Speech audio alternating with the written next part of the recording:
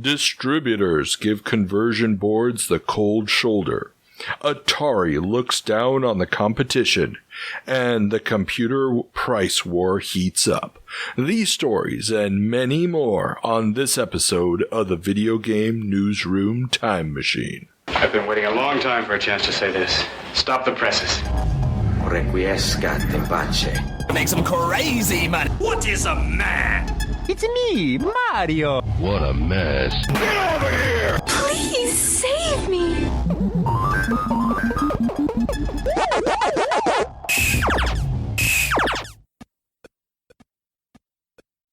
My local audio device. Now I'm going to hit record on the Skype device.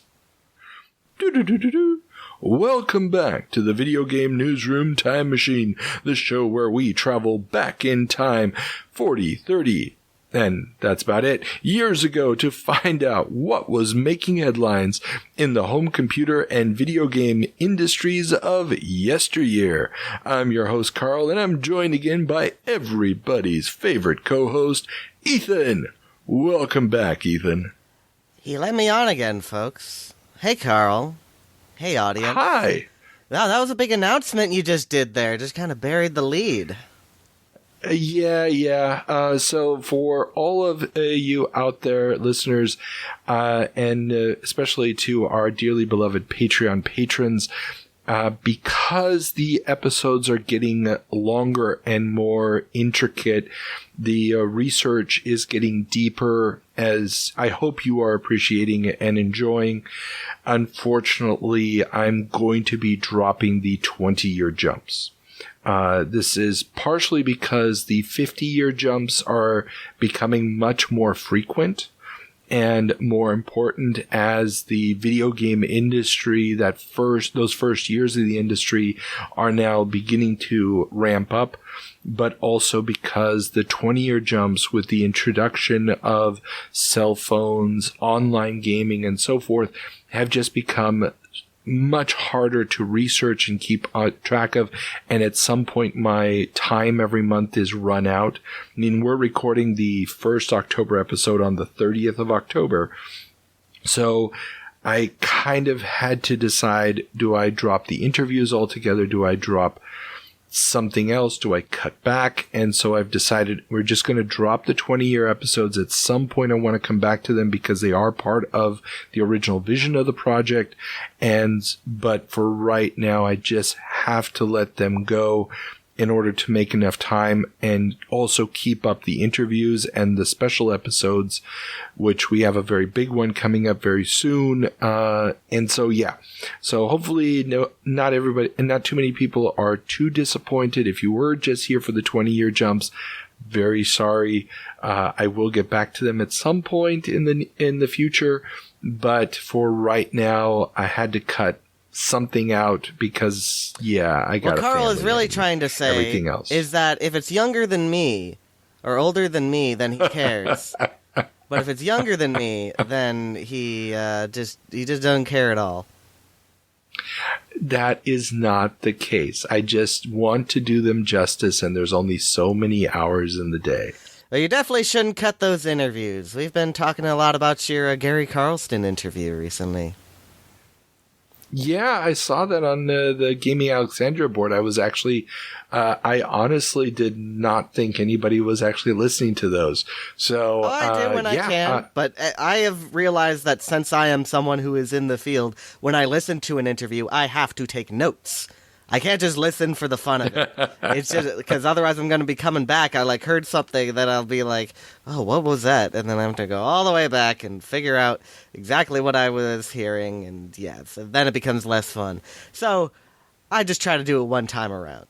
I understand. And it's not like my interviews are short. I like to make my interviews long. And for those who are listening for the interviews, I currently have, 5 in the can already sitting on the hard drive. And those are ones that have not been posted yet to Patreon. There are already 4 up on the Patreon right now that have not gone out to the regular feed. So if you want to listen to Leonard Trammell or a whole bunch of other cool ones and you're not a Patreon yet, you can jump over there and check those right now. And for everybody else, there's still a ton of those coming down the pipeline, as well as the very special anniversary of the Crash episode that we're going to be recording on November 1st, but it won't be coming out until the day of the actual anniversary of the event. Well, you say the event, week or so later, but it's complicated. You'll get to see it. It's centered around a very specific event that, in many ways, and this was actually Alex Smith of They Create Worlds. This is where he places it. Just to say, and I agree with his take. So it will be me, Alex, and Dale. So it's the same thing as the Kent special. If you listen to that, which you should have, because that was real fun. Yes. And this is probably going to be a very long one because there's a lot for us to cover. But we're going to go deep diving into the causes of the crash, a lot of the stuff around that. And just as a spoiler alert, it wasn't, quote unquote, just E.T. Okay. It was E.T. and Raiders of the Lost Ark. It's all on Howard Scott Warshaw. But we're talking about we're going to be talking about that a little bit later. 1982. Yeah. Yes. We're still weeks away from that happening. So, and we have a ton. I mean, the number of headlines this time is astronomical. So, let us cut through the banter. We're done there. Everybody remember all the links to the socials, be it the Instagram and Pinterest and Twitter and all that stuff is in the show notes. And the OnlyFans. Follow us there. And the OnlyFans, where you get to see me reading all the headlines in my deep, deep voice. No, nothing like that. Although I keep joking with my students at some point I'm going to do an OnlyFans, but it's not going to happen. Okay, now, so, if you want to support us on Patreon, $1 a month gets you in. It really is just to help cover the costs, and it's nice to know people care. And so, with that being said, and now, of course, always the warning, when we are talking about October of 1982, which we haven't even mentioned today. Today, we're going back to October of 1982. Yeah, you got it because you read the notes ahead of time. What? So I know what show I'm on. So October 1982, and when we say that, it's always because the news appeared in publications dated at some point during October of 1982. So it is possible that the news happened at some point before that. That is neither here nor there. So our first order of business is a little segment we call the 7 Minutes in Heaven, where the intrepid co-host must play a game that was reviewed in a publication dated October of 1982. And we had a bunch of interesting and big titles this month. Giant air quotes. Well, interesting. I mean, things like Jungle King has an interesting history, as we'll talk about a little bit later. Joust comes out. Lazarian, which is this weird oddball game, but actually takes on a whole new life when it comes to the C64. Donkey Kong Jr. comes out. Earthworld, the VCS Mega Opus adventure game series beginner. Armored Patrol on the Trash 80, which was first-person action tank game. I mean, there's some interesting titles, but you, Ethan, have decided to tackle something that's probably actually more historically relevant for this period than anything else. Smurf Rescue in Gargamel's Castle for the ColecoVision. So, are you ready to rescue some Smurfs from Gargamel? I'm Smurf ready or something. I don't remember their catchphrases. Oh, children nowadays. Oh, well, okay. With that being said, let's check it out.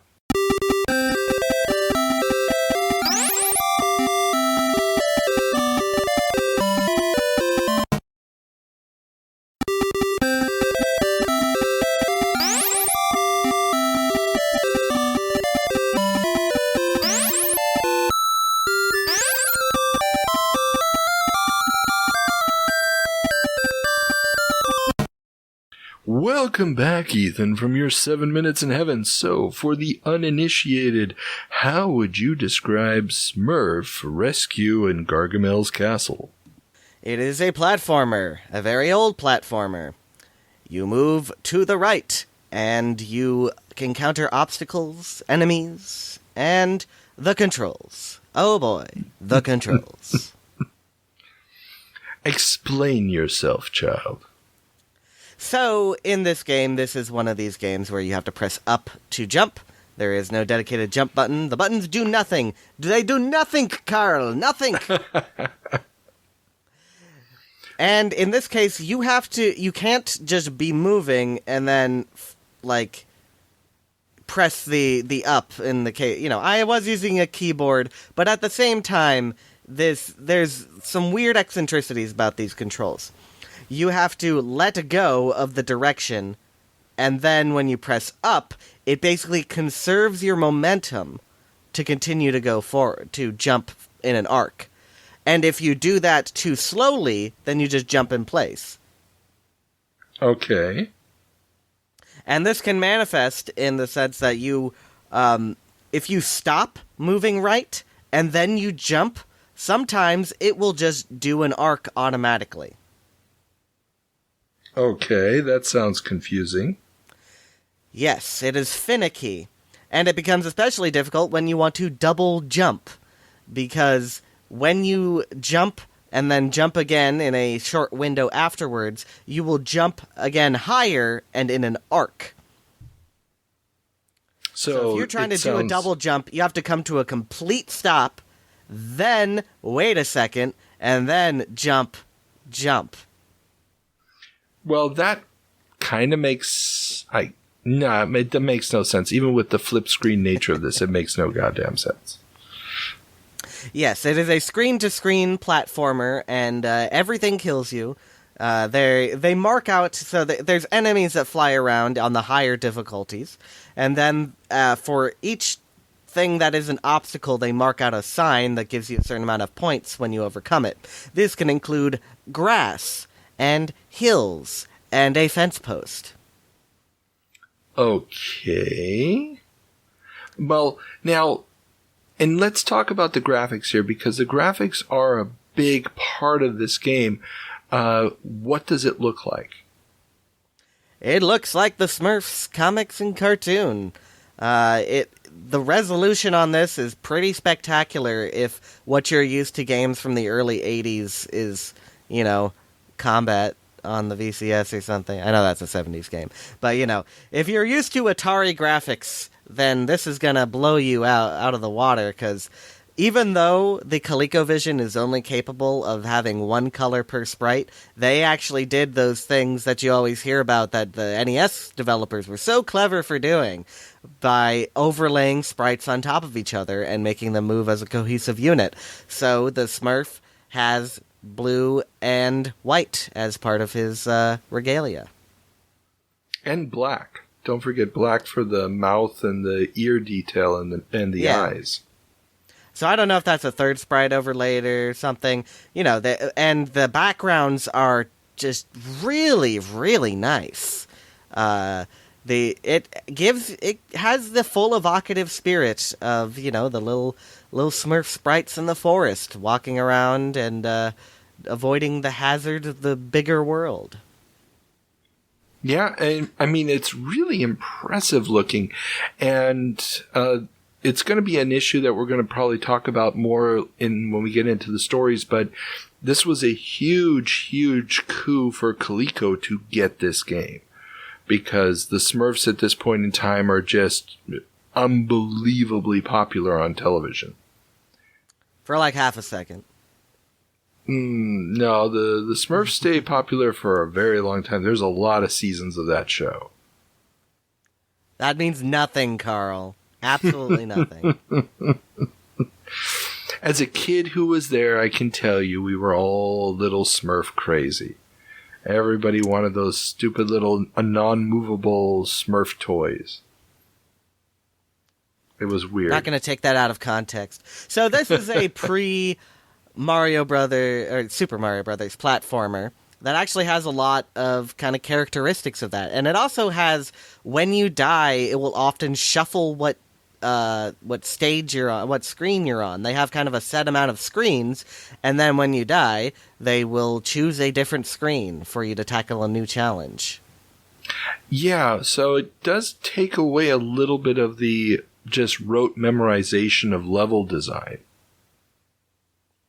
which is pretty cool. But I mean, the obstacles are pretty straightforward, and they don't really change that much.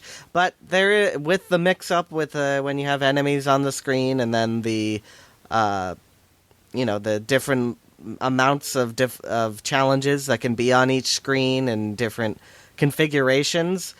I feel like they did something similar to Pitfall here, where they, had to create a pseudo-random number generator to make this all work. Don't know exactly how they did it. I don't really know anything about the development of this game, but I had heard about it. It's very infamous. You will die on a lot of things, and you wouldn't expect to in a Smurf game. But it's fairly good, all things considered. Yeah. Now, the interesting thing is, even though you'd think, okay, this is a system exclusive on the ColecoVision, or Coleco has the rights to this, well, they'd want to lock this down for their system, but they did also port this game to the VCS. Have you ever played that version? No, I have not. But people misunderstand this, that the exclusives weren't really what you were trying to do back in the day. You just wanted to have your game be bought by the most amount of people. Unless, of course, you're Atari with Pac-Man. Well, yeah, Atari was different. Atari is the one that kind of, had the idea of we're going to keep things exclusive to our system. But everybody else were like, oh, we're only even, I think Intellivision was even going to make ColecoVision games at one point. Just get on everything. Make sure you can sell the most possible. Yeah, and I mean, especially because there was such a dominance of the 2600, it didn't make sense to go too hardcore with an exclusive because you were going to have such a small market share to begin with. Plus, if you did put out the 2600 version, you could always basically have people compare the two and see how much better ours looks. So I don't think that was nearly as deliberate as some people think. I mean, I covered this when I did the gaming historian video of Nintendo games on Atari. That old rumor that they made the port of Donkey Kong on the 2600 deliberately bad so that they could get people to buy ColecoVision. It's completely unsubstantiated, so I didn't cover it. I know it, but I chose not to put it in because I knew it was not true. Well, and we also know from Gary Kitchen, the guy who actually programmed it, that reason wasn't we his know intent. Yeah. So, and it just doesn't make sense. They sold more of the one on the Atari 2600. Oh, yeah. And they knew they were going to sell more of that. They're not stupid. So that's just, yeah. Anyways, so this game is fairly interesting, and even though it's Nintendo hard, I would recommend trying to beat it. Yeah. Cool. That is a glowing endorsement. So, now that we're done with the 7 minutes in heaven, let's check in with the Department of Corrections to find out what I got wrong in our September 1982 jump. And, well, we don't have to go far. Hello, this is a prepaid collect call from the Department of Corrections. This call is subject to recording and monitoring. To accept charges, press 1. You may start the conversation now. Welcome back to the Department of Corrections. Ethan, well, it's kind of where you normally are. So, what did I get wrong in September of 1982? Yeah, I took you into the office just so that we could have this little chat here. I'm going to make it nice and quick, since I was there to make sure you didn't go way off the rails last time. But you did say something on my listen that it did stand out to me. You said that G.I. Joe premiered a year before, which is just wrong on every single level. Because even the relaunch that you were probably talking about premiered in 82. Yeah. No, did it premiere in 82 or in 81? Yep, 82. Okay. I looked this up, Carl. Okay. Cool. Yeah, my bad. Yeah, I guess I just felt that it must have been so early in the year I got it mixed up. So that's it. Get out of my office. We're going back to we have to get all of our equipment. We came in here just for this, and now we got to move back out, back to where we were, so we can get in the time machine and return to October 1982. Well then, in that case, let's do it. Okay, now we're back. So, without any further ado, since there was virtually nothing to talk about there, let's turn on the time machine and begin our quest through time and head back not 40 years, but 50 years ago to October of 1972. Please insert your own cool early 70s musical soundtrack here. Now, I tried it once, but yeah. Welcome back, Ethan. So, what's our first headline? Oh, I'm back again?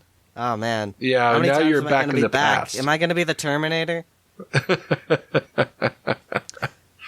Let's talk about a different sci-fi property, though. Star Trek comes to arcades. Oh, nice transition. Very good. ACA Sales and Service has launched Star Trek, an unauthorized clone of Computer Space using unlicensed Star Trek TV show imagery at the MOA show. Will this be the beginning of a boom in video games? This is very tragically something we don't know a whole lot about. So the company that created this Star Trek game is a company called 4Play Manufacturing. They had been in the industry for only a couple months, I think. They were making wall games, same thing as what Gremlin was doing right at the same time, which was a solid-state style of game that a lot of the early video game manufacturers were actually producing at the time. So we only know like the names of the people who were doing this. We don't know if it has anything to do with the Star Trek mainframe game, that, you know, something they might have seen or something. And we're not even 100% sure that it's like a bootleg of Computer Space, because we don't have it. So there's a whole lot of mysteries. Okay. Now, I want to say Alex talked about Star Trek, and if memory serves me right, he said it's probably the only clone of Computer Space out there. If that's true, we don't have a picture of the screen or anything. We have a flyer, and then we have a couple announcements from ACA and 4Play about it. We don't know.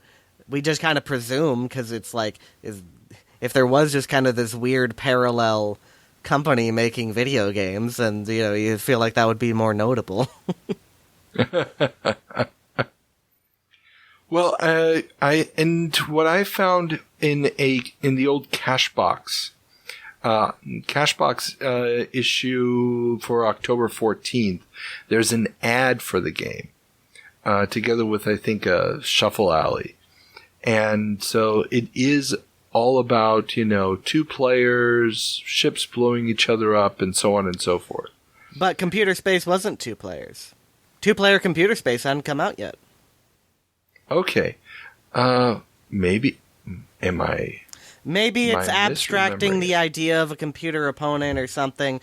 We just don't know. We can examine it as close as we want, but we do not have a full picture of what this is. But the reason this is notable is because it is the first commercially available video game to be available after Computer Space and Galaxy Game. But Galaxy Game was really just kind of a one-off, well, a two-off thing. So that's why this is interesting to note, that there are other people who are starting to encroach on the idea of video games. And God bless them, because the more the merrier, or something vaguely similar. You will see more. You will see 4Play return in the Pong market, and then they will vanish and then leave no trace behind them. Now, do we know what their relationship is with ACA, the company that's Yes. advertising this? ACA basically financed them into existence. This happened on a couple other companies, that there was a distributor that was looking to get into a particular market, and they weren't going to buy from people who were already there, so they kind of financed a developer to come into existence. Like Dave Nutting Associates is an example of this happening. And in this case, it wasn't that they were doing it for the video games, they were doing it for the wall games. They found some people with electronics expertise, and they financed them to make wall games, because in 1972, that was the fad. Gotcha. Now, I'm looking at the picture again of it here in the ad, and there's only one joystick, so I misspoke. It's only one player at a time. And again, I just can't say for certain. Is it an exact ripoff? Did they try something different? Don't know. Gotcha. Yeah. And of course, the Star Trek. That is sadly true. The use of the trade. The use of the Star Trek trademark is obviously not authorized. No. If you look online, there's probably a rumor out there that, the Universal shut it down. It's like, probably not, just because it wasn't really anything. And it just, it was too small to care about. Yeah, definitely. But hey, at least now we know there's at least 2 people out there doing this. So this will be entertaining. And hot on their heels eventually will be the one that sparks it all. But we'll talk about that next month. Just in time to say, in 10 years, this will be a big industry. Boom. Okay. But it'll still be a big industry. Yeah, okay. Let's turn on the time machine and head back then to October of 1982, or head forward 82! Now.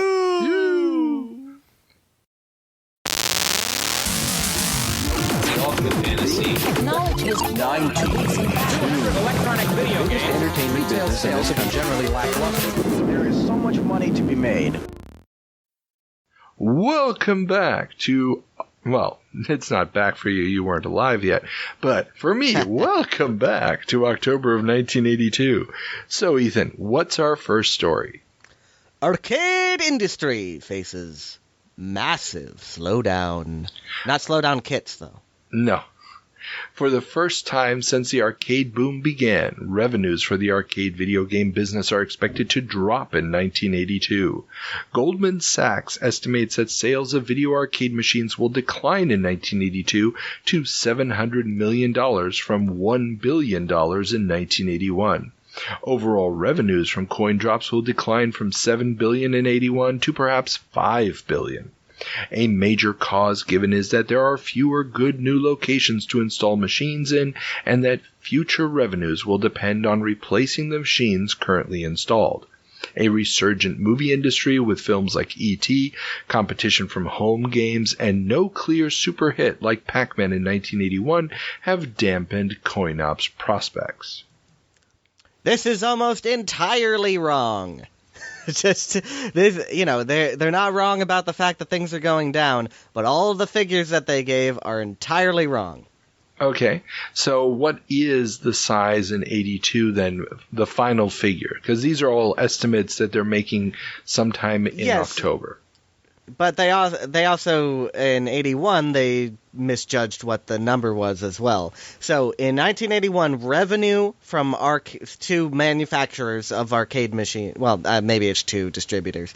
It's not very clear on these things, but revenue in the video arcade game industry was $900 million. Okay. And then in 82, it's $930 million, which is terrible growth, but it is not actually going down. Okay. So it's just slow. Yes. And that's because there was the stall in the middle of 82. Gotcha. Where people weren't purchasing stuff, which you've talked about on some previous episodes. Yes. Income was going up. In 81, it was $5 billion into video arcade games, and in 82, it's $7 billion. Okay, so it's basically the reverse of what they're saying were the actual numbers. Yes. It's still not good because they were expecting it to continue to grow at a precipitous rate from what they were in prior years, but they are inaccurate to say that it was simply like they were declining. It was not in decline. But just because you look at a number and it goes up doesn't mean there ain't problems. Well, of course. And one of the things that kept popping up in letter pages in the coin trades were that people were complaining that there were quote-unquote unscrupulous operators giving locations higher percentages in order to try to muscle in on existing territories and contracts. So that has been an ongoing battle since the 60s. I actually talked to a guy who was trying a different pricing model. He got huge resistance for trying to do. I think they were. The standard at the time was 75-25. He was doing 50-50. Wow. Or maybe it was the other way around. I can't remember exactly, but you're expected to follow a certain. My understanding is it's usually 50-50. But I can't remember. It was weird different times. But that's not a blip on like the revenue that comes in is how many coins go into the machine. That's the not the revenue. That's the income. So that wouldn't change no matter what that stuff was. And also the idea that there's just fewer good locations is also just inaccurate. All locations are full because there's too many machines. There's just massive fewer amounts good of wood. new locations. Fewer good new locations. Yeah, because they've maxed out. Exactly. And this continues to be a thing. At this period of time, they max out the amount of machines they can have on location, and even when it resurges in the late 80s, it's the same amount of machines. About 1.2 million machines is all that the American industry is going to take, ever. Yeah. And so they hit their limit. There's just no locations that are going to take new stuff, and they can't get the revenue back on the old stuff, so they're not buying new stuff. Yeah, and a lot of people have been buying these on credit, so they're junking them before the loans are even paid off. And they don't have and they have nowhere that they can put them because people don't want the old stuff. They're only looking for the newest game. We are going to talk about this a lot more in the Crash episode because not just the home Crash. We will talk arcade Crash as well. Of course. Okay, but let's see what else is going on. The industry is changing. Yes, and speaking of more massive amounts of wood that didn't need to be there, Burger Time rights are split. Data East's latest coin-op game, Burger Time, will be getting 2 different releases by 2 different companies in the USA. Data East themselves will distribute the cassette version for their Deco hardware, while Bally Midway has bought the rights to make standalone ROM board versions of the game. Data East says that the deal was struck because they saw the massive potential of the game being a hit and did not yet have enough of a presence in the US market to distribute the game themselves in an efficient enough manner. I talked to the head of Data East USA at this time and asked him about this, Satish Bhutani. Yeah. And basically, they had basically sunk all of their manufacturing capability into the Deco cassette system. So they didn't really have the capacity. If they were going to have a big hit, they weren't going to be able to produce it. Makes perfect scale. sense. And they knew Burger Time was going to be a big hit. It's a classic. So they just had to give it to somebody who was going to manufacture it, and Bally Midway was the only company who was really going to have that capability. Well, yeah, and I mean, when you really think about it, the fact that Bally didn't get an exclusive right. The fact that there were Deco versions out there is the weird thing here. Because, I mean, yeah, I don't know. Do you have any idea how many Deco machines were actually in circulation at that point? Not many. I mean, you can't... Satish actually still has one, which is funnily he told me. It was not going well. The Deco cassette system was not taking off. It just wasn't. It wasn't robust enough for what they needed to do, and even Sega's thing that was even much more robust, that just wasn't being accepted by operators. Even though the Deco cassette system was much simpler to operate, because you literally just had to change out the cassette and whatever decals and whatnot. So yeah, they didn't really have a hit before Lock and Chase was a hit, but they also sourced that out too. Yeah, so to Stern, I think. But let's put a pin in that, because we will be getting back to the problems with conversion kits and the like here in just a moment. But we have another problem title. Another small manufacturing company that's trying to make it big. Tarzan stops Taito's Jungle King.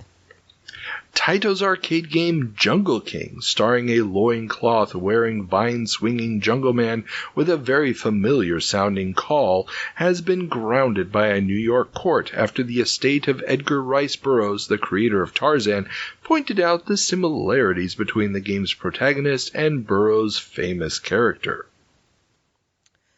So the funny thing is, something that happened in the courtroom, as I was told by the head of product at Taito America at this time, they were trying to make the argument that it wasn't all that similar, and then they pulled out the marquee of Jungle King, and it turns out that the marquee has an illustration traced directly from something in an Edgar Rice Burroughs novel. Wow. That's pretty ballsy right there. So, yeah, you don't have a lot of time in the arcade industry to put things together, so the artist just made a little mistake, and then they had to pay out. Well, there's also a digitized voice sample of the raw, and it's clearly taken straight from a Tarzan movie. Well, I don't know. It's since it was developed in Japan anyway, it's like you don't necessarily know. They could have just redone it themselves. But yeah, but it sounds so close to the old Tarzan movies from back in the day. But oh well. Yeah. Now the interesting thing here is they will re-release the game as Jungle Hunt. And they'll just basically reskin the main character as sort of an English Livingston-style explorer, and there will actually be a third reskin of the game called Pirate Pete. And so it's kind of weird, especially for a game that honestly plays like ass. I literally cannot figure out how to use it. It was very popular in the day, though. Oh, yeah, yeah. And very similar, actually, if you think about it, because of the flip screen nature of the action, to something along the lines of a Pitfall or a Smurfs. I guess. Yeah, I mean, everybody was still trying to figure out where the platformer was going to go. Donkey Kong didn't give a whole lot of room, so somehow people came upon the idea that you got to try to combine the semi-scrolling method of other games, that in the wake of Scramble, to have a big, wider world that you can explore. Or Crazy Climber, too. Yeah, Crazy Climber is technically a platformer. True. Well, and the weird thing with it is when you're looking at it, the sprite animation, everything for the time is very good. There's lots of colors in everything. But, yeah, and the vines are also extremely well animated. It's so stiff, but I guess, yeah, I mean, what else are you going to play back then? And it was nice to finally have a human biped as your main character in some form. But yes. We went on to see it be converted into many different things. And speaking of conversions, conversion kits get distributor cold shoulder. As more and more manufacturers and operators begin to see the benefits of conversion kits for existing arcade cabinets, with Century Electronics of the UK now selling their CVS game conversion system in the USA, Sega already an established proponent of conversions, and Exidy now joining with their quote-unquote revival kits, distributors, the traditional middlemen of the coin-op industry, are wary of the trend, and many even licensed dealers are not participating. Both Exidy and Sega are seeing distributors balk. Exidy is offering revival kits for older Exidy games directly to operators who send them 2 old boards and $450, while Century is bypassing operators entirely and offering their universal CVS kits, which can also make illegal knockoff cabs legit, for just $275. Yeah, I'm writing about this very extensively in the book, the whole reaction, specifically to the Sega way of doing things. And yeah, distributors had an interest that overrode the operator interest. And since they were competing, they came to this impasse, and it wouldn't be broken until the beginning of the next year. Yeah. When the crash basically forced them to take whatever product they could get just to stay in business. They wouldn't have accepted it if there wasn't a good game that led the way. But we will get to that game when we get there. Yes, that is true too. Now, a couple of quick side notes. There's a company called Status Games, and they've announced ambitious plans to launch a standard hardware with replaceable games for the arcade. They promise a new game every 6 weeks, with the first one to be marketed in the fall of 1982. Oh, boy. They also plan to launch computer gambling games and home carts. They've got a team of 15 programmers. And as far as I can tell, they can only get some of the gambling titles and a trivia game or two going, some hangman games, but the normal arcade games never come out. And then there's also another company called Electro Games, which promises easy convertibility by using a standardized quote-unquote printed circuit interface adapter for each of its game boards. Also, as far as I can tell, nothing ever comes from this company. Well, Sega already had the standardized PCB stuff. They had a whole card cage and everything. They built it well. I'm standing for Sega here because Gremlin really, but they did it right, and everybody else is just trying to catch up to them. Yeah, and in many ways, Rosen is a visionary, and he's also portrayed that way in the trades at the time, that, he was the one on the ramparts already in 81 talking about this.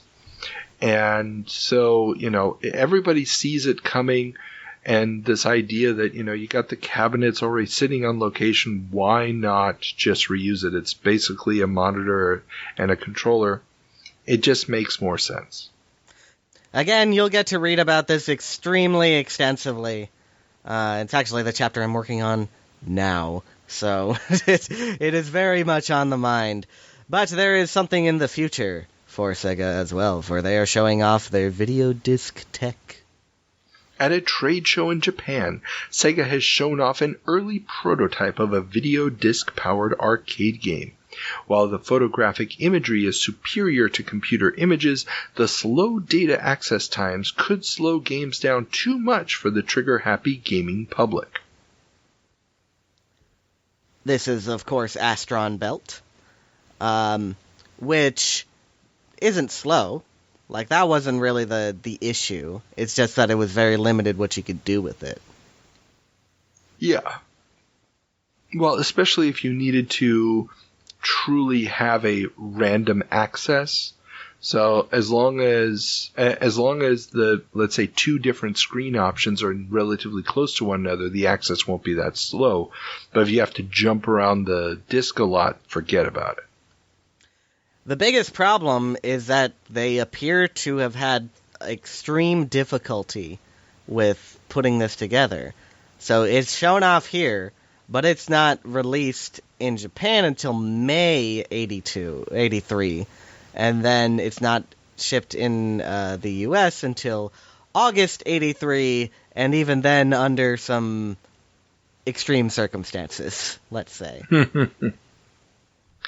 Yeah, I mean, it's interesting tech, and we've talked on the show many, many times about the early experiments with doing this on home computers, interfacing with Laserdisc. And so the idea of bringing it to the arcade makes a lot more sense, at least initially, due to the availability of much more money per unit.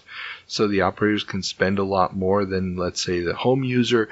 Unfortunately, we all know, or we will see the horror stories of wear and tear on laser discs once a little game called Dragon's Lair pops up. I will say there is something interesting to consider here, and I don't know the full story behind this, but for a while, Gremlin was a distributor of JVC. And JVC and Pioneer, who had the big rights to the Laserdisc technology, had some sort of relationship in there. So I'm not sure if they came upon this mainly because they already had that kind of formal relationship. So yeah, Gremlin was very into video. They had their own video department and everything. Gremlin did not work on Astron Belt. They were going to do some different Laserdisc stuff. But I'm still not entirely sure how Sega came to the idea of doing the Laserdisc game. And there were other things out at the time. It's not just, the Adventures in Videoland and whatnot. It was in the air. Everybody wanted to get onto it. So I don't know how that all mixes in with the people in Japan. Yeah, I don't know either exactly what the timeline is there, but it's clear that everybody feels that we need to be pushing the graphics harder, faster, and it just seems like such an easy shortcut. I mean, just throw the video from the disc on there, onto the screen. But so they're gunning for the future, and politicians, they are gunning for games. Oh, you are on fire. While bans and restrictions are nothing new to the arcade biz, home games are now coming under the gun. Philip Nolan, a New York state legislator, wants to propose a ban on the sale of two titles, Firebug by Muse Software for the Apple II and Custer's Revenge for the 2600 because they encourage antisocial behavior such as arson and rape. As far as I can tell, this is the first time that a specific game was being proposed to be banned on the basis of its content. Yeah, me too. This is the first time I found them actually talking about the individual titles, because most of the time these crusaders are talking about the behavior of the gamers, especially in the arcade context. And, whether they will need arcades in their community and all that. Exactly. But here, the fact that they're going after the home games, be it computer and console, this is now something that you're not going to be able to try to solve on a local level with permits and, zoning laws. Because this is just coming into the home. So if you want to write a history of free speech and video games, starts right here. Because even though you can think of something like Death Race, nobody was actually calling for any legislative things to happen in regards to that. Maybe not the best chapter to open with Custer's Revenge, but Firebug's not terrible. It's just really funny that they were like, oh, there's a building burning down and therefore arson. Well, no, that's actually the plot of the game. Is you have to go through there, pick up the canisters, place them in the right place to burn the place down. That's the plot of the game. And they actually reissue the game later on as Firefly, and now they're reinterpreting the very, very blocky Apple II. It's not an Apple II high-res game. A very blocky Apple II graphics as you are a Firefly, and you're trying to pick up bugs in a net or something. They basically just try to reinterpret the background story of the game to not be you're burning down buildings. They caved. Muse totally. The first company that just absolutely fell apart in the face of criticism. And if you want to know more about this, we actually do talk about it in my interview with the co-founder of Muse, and the link is in the show notes below. So yeah, we talked about this game. It makes no sense. If you watch video of it, I'll try to find video of the game, of both versions of the game in the show notes, and you can compare there. Now, I don't know if this law actually goes anywhere. I couldn't find any proof of it going anywhere, so it probably doesn't. But, and another thing that does get noticed around this time, there was apparently a protest outside of the New York hotel where Custer's Revenge and other games were being introduced. And this is where it gets really messed up. Custer's family protested that the general was being maligned by the game. And I believe that this might have been I think Women Against Pornography protest. That was the major noted protest against Custer's. Well, yeah, it's the Women Against Pornography thing that is outside the hotel, but the Custer family actually also, they're not there for the protest, but they separately are complaining about how, it's maligning his character. I mean, he's one of the most infamous not nice people in U.S. history. So it's kind of like, what are you protecting here? But, oh well, yeah. Video games are spiraling us into violence, and the discussion continues. Yes. Well, the topic of... It begins here.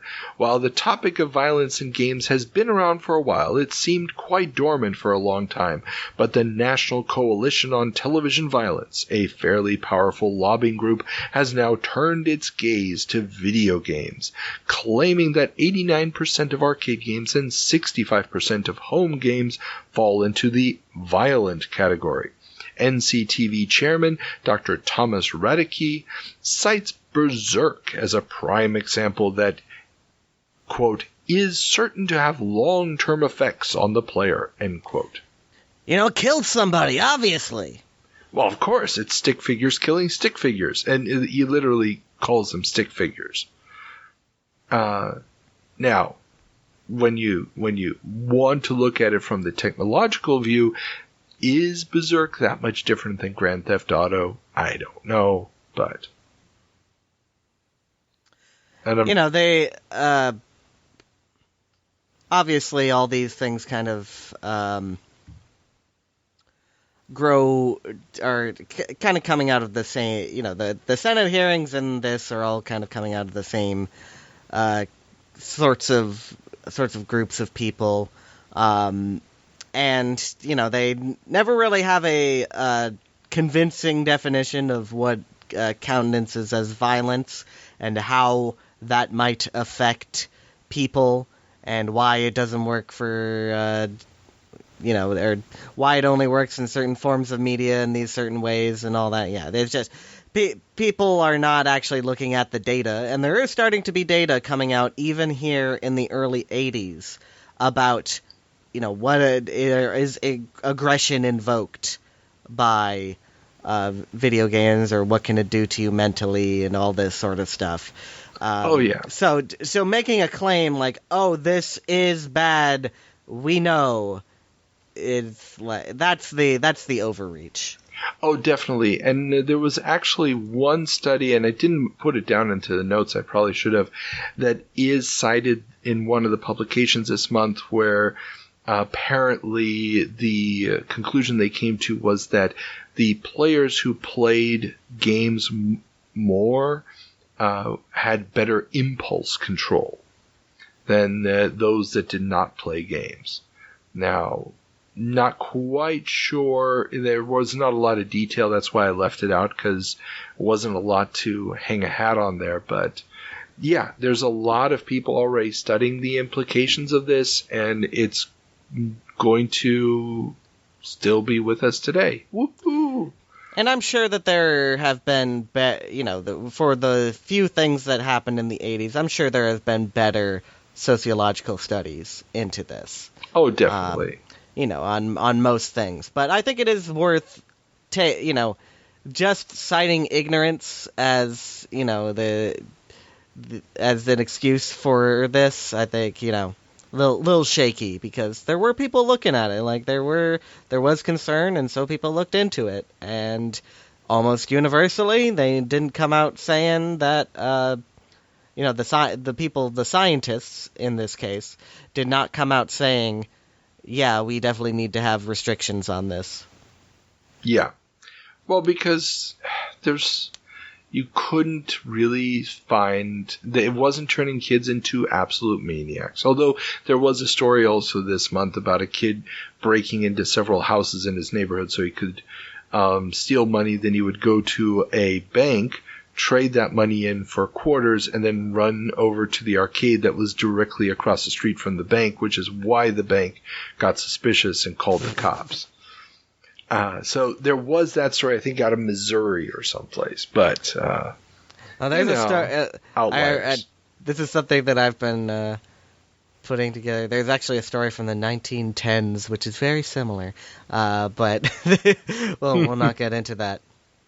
Okay, let's move on then. We've got more law things to speak about. Mattel loses to North American Philips. Nice. Which is different from Philips. Yes. Mattel is appealing a July decision from the U.S. District Court in the Northern District of Illinois that ruled Mattel's Intellivision carts, football, baseball, tennis, hockey, basketball, and soccer all violated their patents stemming from the original Magnavox Odyssey. A stay of the sale of these titles has been halted while Mattel appeals. I have these files. I have seen them. And did Mattel win on appeal? No, the day before the judge was about to do their ruling, they settled. They pussied out.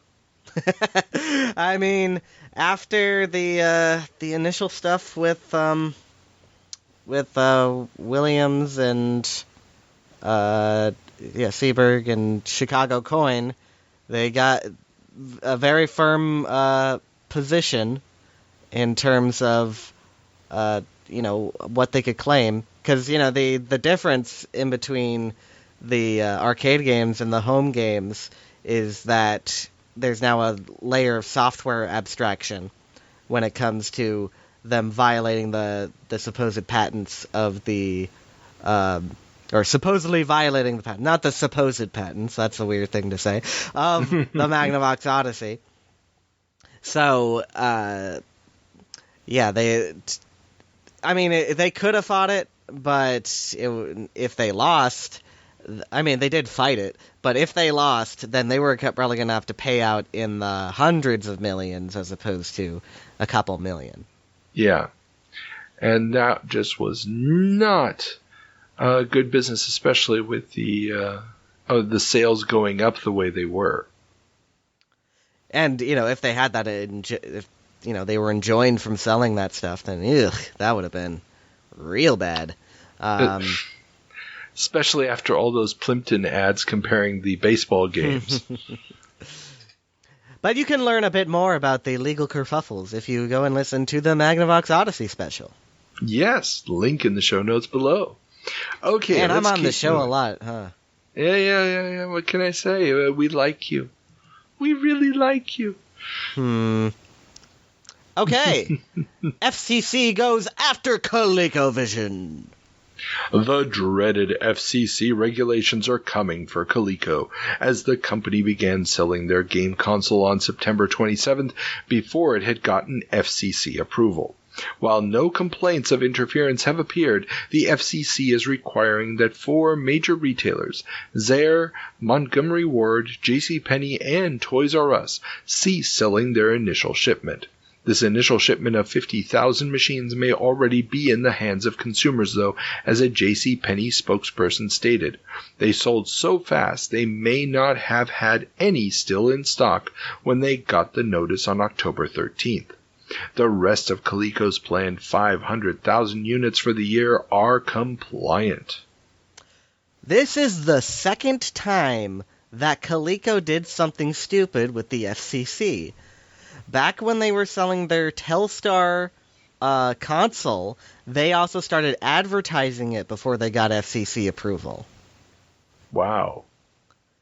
So I don't know why they thought they could keep doing this. Yeah, they got off easy. Like, they almost could have had everything just kind of recalled. And as it turns out, the sales in 1982 for the ColecoVision are 550,000 units. Wow. Okay, so basically they sold everything that they planned on manufacturing. Yep. So that report is probably correct. Yeah. Now, interestingly enough, they had to pay a massive fine of $2,000. Oh boy. But how could they survive? The FCC could have asked for a lot more. But they didn't want to drive the whole industry crazy. These are the FCC's terms, crazy. And it may have helped the Coleco's lawyers used to be the FCC chairman. Do you know his name? That's in the news article. I did have it in a news article, which is in the show notes, but which one? Because for this story alone, I've got, want to say, 3 or 4 different articles. So I'm okay. Tell me it later. Because it might be interesting. No, it's definitely in here. It's just I don't have it off the top of my head. So yeah, Coleco did something you really shouldn't do, and they were okay. So they got because they had an inside guy. Well, maybe. There's always the maybe. This is true. You're a lawyer, Carl. This may be a story that Michael Katz could clear up for us. I don't think he could. He was just a marketing guy. Yeah, I think he. But the decision to go ahead on September 27th, why did that date have to be made? Would have been something that the marketing department was involved with. Possibly. But they may not have even known that there was a thing of the FCC. I remember that Robert Schenck, actually, the guy who created the ColecoVision, actually told me he was going to tell me something about the FCC, and he never did, so maybe that's the story. There you go. There may have been something key about getting it onto store shelves before November, or October, sorry. Who knows? Let us dive headlong into consoles, getting ready for the crash. But there's good news for the first story. Warner profits surge. Warner reported that 1982 third quarter income rose by over 34%, largely due to its home electronics division, aka Atari. Warner said earnings rose to $78.7 million, or $1.21 a share, compared with $58.6 million, or 91 cents a share, a year earlier. Third quarter revenue of $1.03 billion were 18% higher than the $872.3 million recorded a year earlier. Revenues from the consumer electronics division, which includes Atari, rose 46% to $528.9 million, and operating income rose 41% to $109.6 million, accounting for more than half of Warner's total. Earnings from films more than tripled to $39.5 million, but records, music publishing, Knickerbocker Toys, and Franklin Mint suffered declines in profits. As Manny Gerard, the guy who was running Atari for Warner at this time, would say privately in this period, Atari is bigger than Warner Communications. Yeah, and they're predicted to keep growing, although there is an interesting side note here. I ran across this in the New York Times, that short positions on the New York Stock Exchange have risen dramatically, actually to record highs. And which stocks are being shorted is unclear, but people seem to be expecting a crash of some kind. And this is in the middle of a massive stock rally that even Reagan has been commenting on, and has pushed stocks of companies like Warner, Tandy, and Commodore to new highs. So we've talked a few months ago already about how short sellers were shorting Warner with the prospect of the company crashing, but the fact that short positions on the stock exchange are just going gangbusters means investors, or at least a lot of investors, are expecting a crash. We will return to this subject of Warner stock, for it is actually very important in understanding the crash thing. Yes. But as money flows, Atari's R&D hits $100 million. Warner Communications' Atari subsidiary is spending over $100 million on R&D, including working with flight simulator graphic pioneers Evans and Sutherland to continue to push the envelope in gaming tech. Despite a softening coin-op business, turbulence in the home market, and analysts stating that the mega growth period is behind Atari, forecasts for 1982 are predicting that Atari's $2 billion revenue and $504 million profit will grow to $2.4 billion and $571 million in profit in 1983. I wonder where all that R&D money went. That is an excellent question. Maybe I say that as a joke, basically. They were working on a lot of really advanced R&D stuff, but the games they were coming out with right in that period were not great, like Liberator and things like that. They were trying to prop up some ideas purely on a technology basis that weren't quite working. But they do eventually come around. They're the first company that has when they later became Atari Games, they are later the first company that has a really viable 3D graphics system. That starts in this period, and things like that. Yeah. And this is, and it almost makes sense for a company like Warner to be putting this money in here, because you don't know, or at least they don't seem to see a limit to how big this could get, and it does seem like the future of technology. I mean, interactive video, we talked about it with Sega. I mean, so if you can get that edge, all the better, especially because Atari's got a bit of a head on it. A bit of an ego. Indeed, for they are dismissing their competitors. Atari head honcho Ray Kassar tells the New York Times that it doesn't matter if they have 1 or 20 competitors, because video games is a hit-driven business, and only the big hits sell. A big arcade game will always be bigger at home, and within a year, he predicts a major shakeout of the market will occur.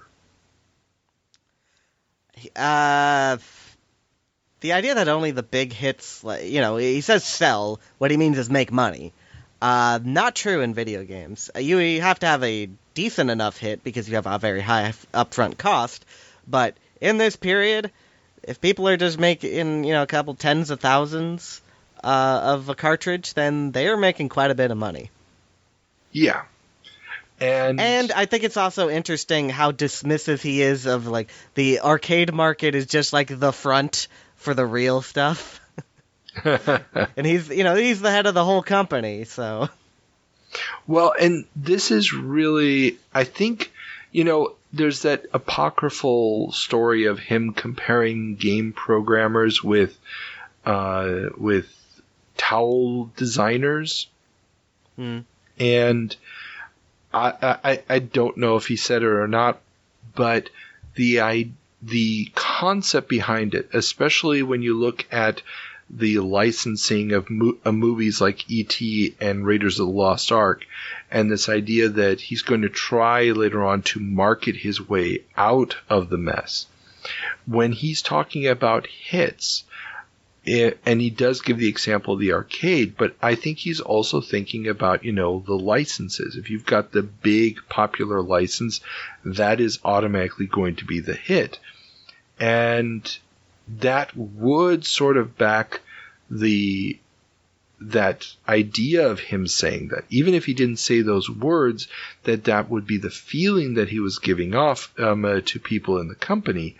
Because if he really is thinking, all we need is the big license and the game is kind of not important, but that's where we're going to make the sales, then it really makes sense that he doesn't understand what it means to be a big game or why certain games are popular and others aren't. But there's not really any example of which to go off on that at this time, because there hasn't really been any movie that's been media property that's been translated. I mean, people jump on that, but he doesn't have anything to prove that to himself. So I don't think that's what he means. But Atari is pumping up their movie licenses. This is true. Oh, and before we get to the next story, I know that's the title of the next one, but I just wanted to also note that the story where he's quoted is on the front page of the New York Times. We need to put this in perspective, how big games are at this point in time, that this story is on the front page of the New York Times. Sorry, just wanted to throw that out there. Okay, yes. Atari pumps up movie licenses. Thank you.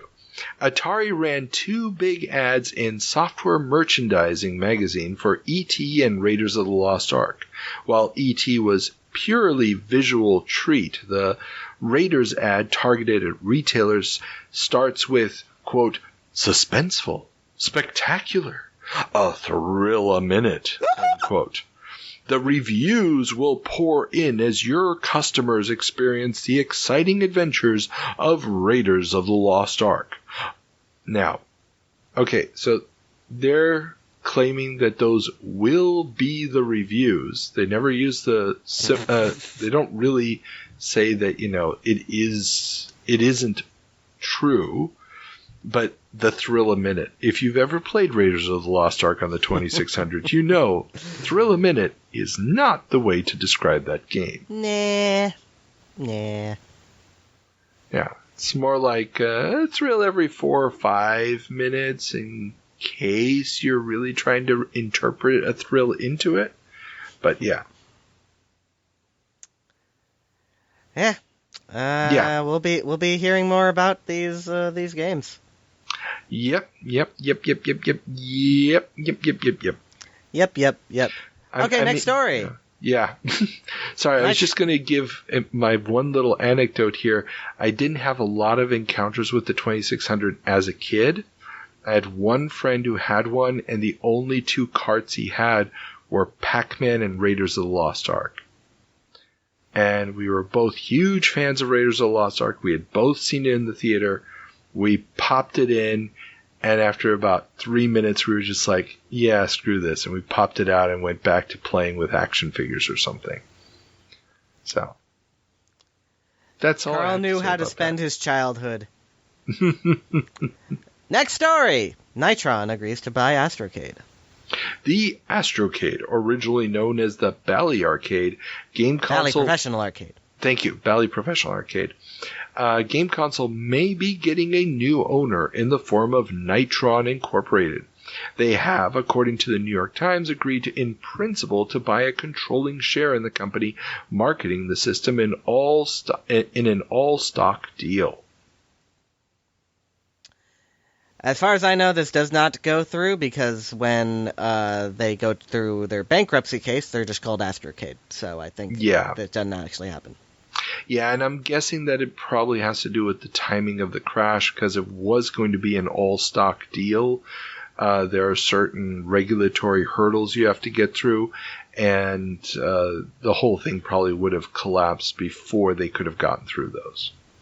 Yeah, Astrocade is a tragic story in several parts, trying to revive the soul husk of a dead console that was very impressive in its time. Oh yeah, speaking of, the Channel F returns.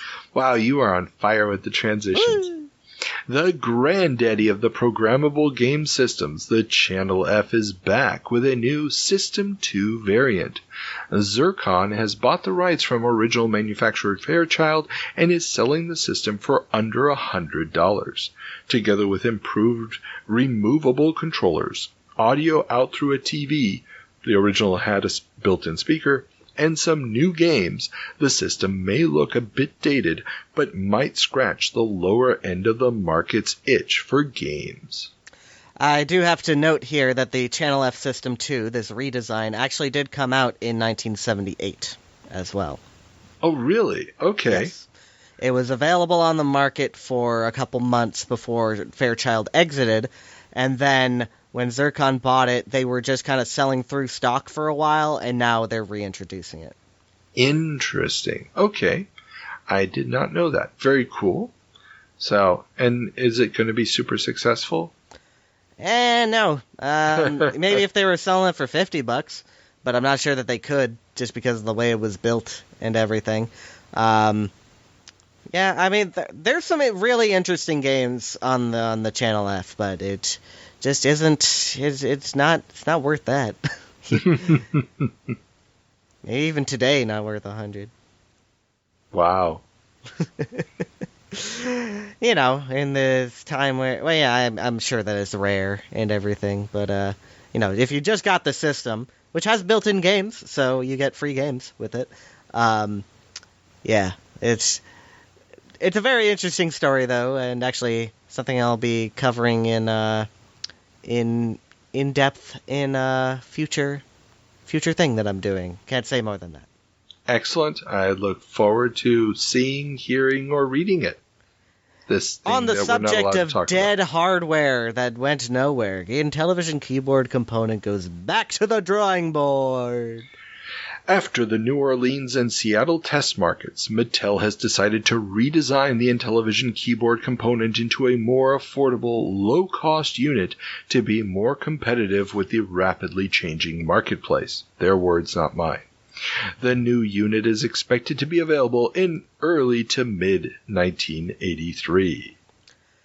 If this idea was their full intention, then they drop it very quickly. They're basically moving on to the next system based on the documentation that we have from the hardware designer inside Mattel.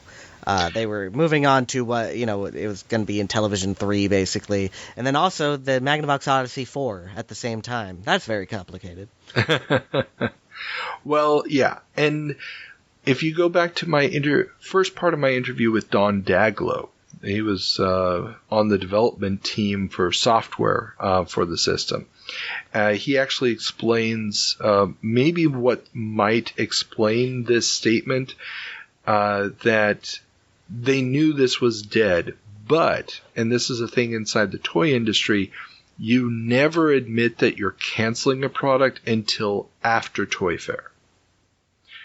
Because if there's even the smallest sign of weakness that you might be closing down a division of a company or so, the retailers will simply not send you the checks that they owe you for the Christmas sales, because they're thinking, well, you won't be around anyway, and if you don't get the money, more chances of you failing, and then they won't have to pay you anyway.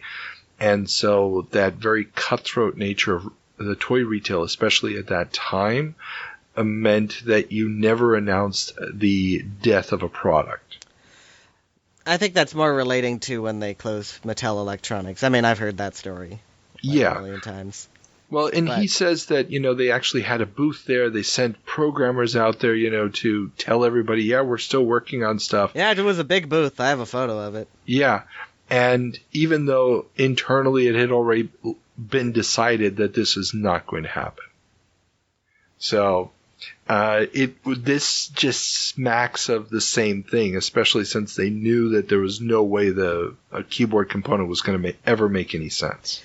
But they were going to try again to do a home computer thing. That's why I think it just kind of got morphed into what they were going to do with Intellivision 3, a.k.a. Magnavox Odyssey 4. It's complicated.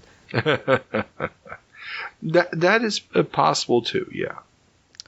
Okay, one sec. And I just wanted to throw one more thing out there, since we did just talk about the Smurfs in the 7 Minutes in Heaven.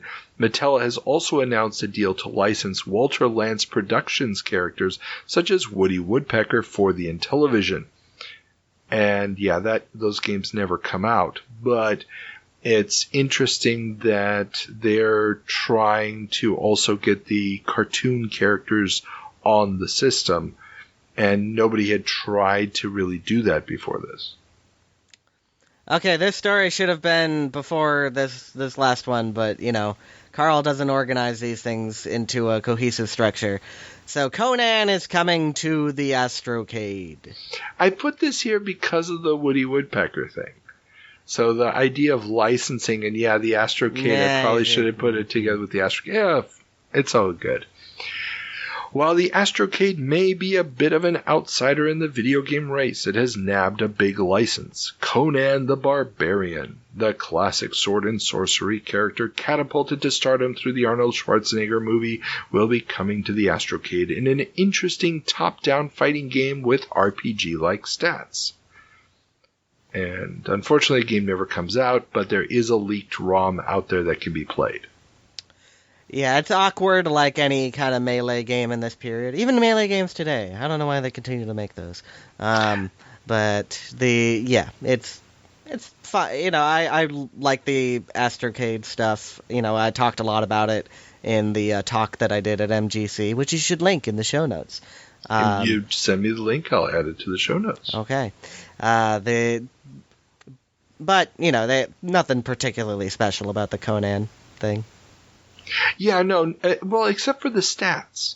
I found the fact that there's 3 stats for your character that can you can change very, very interesting for an action game at this point in time, because we're still a couple years away from Gauntlet.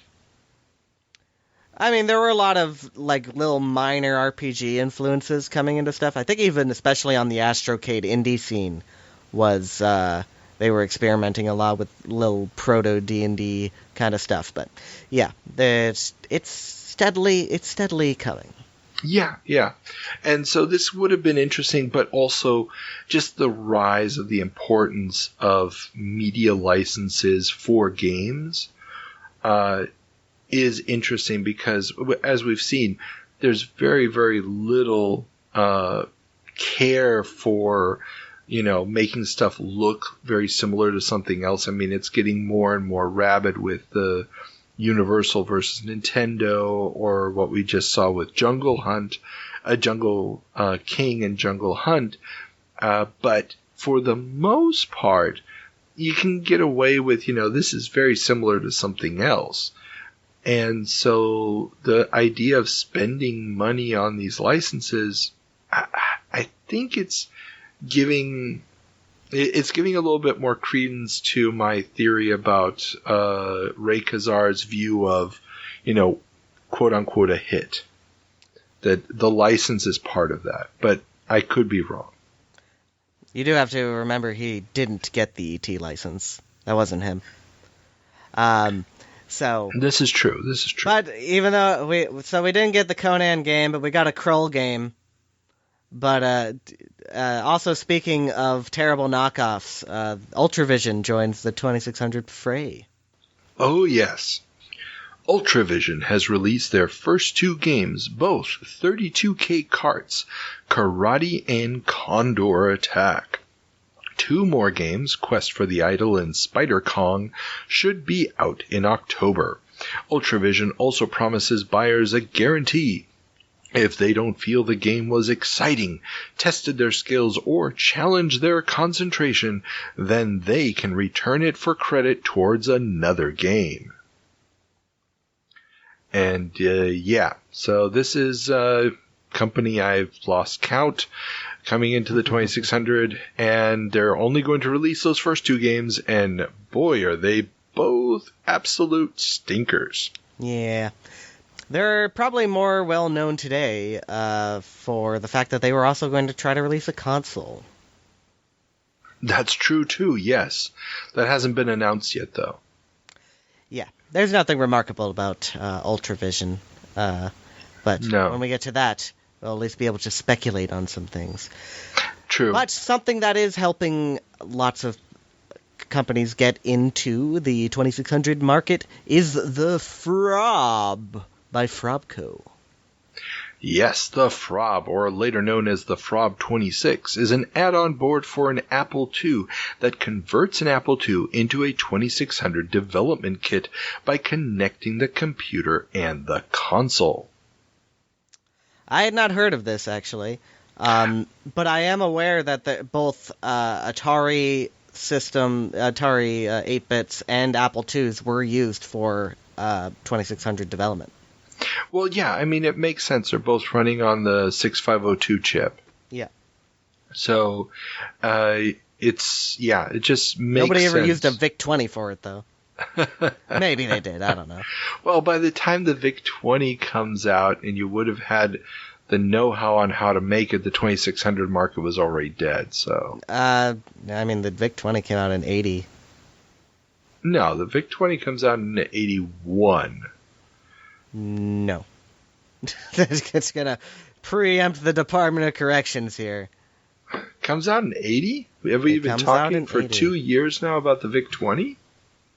Nah, haven't been talking about the VIC-20 for 2 years. Well, maybe you missed some stuff, but it does come out in 80. It's not specified, like, if you go to the Wikipedia page, it's not specified when, but it does come out in 1980. That sounds... And that was the Japanese release, was in 1980. So they released it in Japan in 1980, but it doesn't come out in North America until 81. Nah. I've seen stuff on it in 1980. Yeah, no. It's and now I have to pull up my master list of articles here because I've done everything. Oh, you have you? Is that why you keep making all those mistakes? I haven't done everything, but the introduction of the VIC-20 is in January of 81. So this is when they first debut it. And just because it's first shown at a trade show, then does not mean it was not. Okay, they showed it off to the press at the Four Seasons in New York in September of 1980. But it doesn't hit the market in North America until 81. It goes on sale first in Japan because that was Jack basically shooting it was a shot across the bow to the Japanese. And that's why he launches it in Japan first. And it'll launch in North America in January of 81. Anyways, sorry, there are other systems that could have been done. But anyways, yeah, no, that's true. I mean, the Apple II was the most ubiquitous among tech heads, so that's probably why they went for that. Oh, definitely. And I mean, you could have probably done it on a PET that was also running a 6502, but you have no color, so that wouldn't help. Well, no, but remember, you're coding on the computer, but the video hardware of the Apple II was never going to be able to reproduce the same thing. A built-in PET has no color output at all. But that's not what this is doing. See, that's... I know this is a development board, but... No, it's not a development board. No. It's just connecting the two. So you need a 2600 and the Apple. So it's just allowing you to write the commands on the Apple and send them over to the 2600. You couldn't connect anything inside a PET because it was a closed system. And that's true. It does not have a color monitor, so it can't output. You would be looking at the output through the 2600's video out. You're being confusing here. But regardless of the fact, Apple II was probably the most popular of the systems that people used in development for the 2600. And in fact, Apple is slashing their prices. Ooh.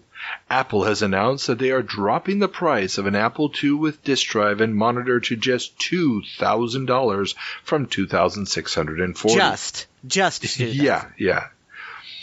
This price drop is probably to help dealers unload inventory in preparation for their cost-reduced Apple IIe machine, which will ship in January. They were making margins out of those. No duty. I mean, something Apple has learned to keep going to this day. So, yeah. Now, just to clarify, cost reduction on the 2E, they're going to use integrated circuits to replace old off-the-shelf chips from the original design, reducing the chip count from 120 to just 31. I presume when you say integrated circuits, you mean like ASICs? I want to say you're probably correct, but basically they're just taking a bunch of the standard stuff and putting it onto their own custom chips. So, that's an ASIC. Yeah. And I know the only reason I said you're probably correct is that I don't know enough of the technical terms to know if there was something else in there that was possible. So yeah.